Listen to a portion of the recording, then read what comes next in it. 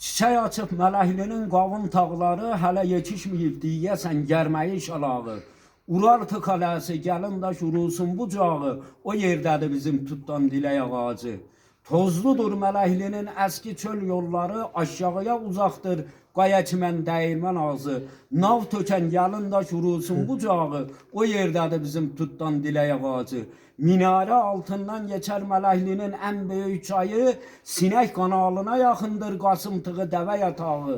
Gəlin də şurusun bucağı, o yerdədir bizim tutdan dilək ağacı. Mələhli qara qoyun boyu ərik bağları, tam sınırdır yarma dəlik qayanın dalı. Kül təpə gəlin də şurusun bucağı, o yerdədir bizim tutdan dilək ağacı. Məşhurdur Mələhlidə coşkun ulusun ata ucağı, aşağı meylə tərs ağzın boğazı, çıngıl ağzı gəlində şurusun bucağı, o yerdədir bizim tutdan dilək ağacı. Allah dinləyənlərə hər zaman var etsin. Təşəkkür edərəm dinləyicilərə.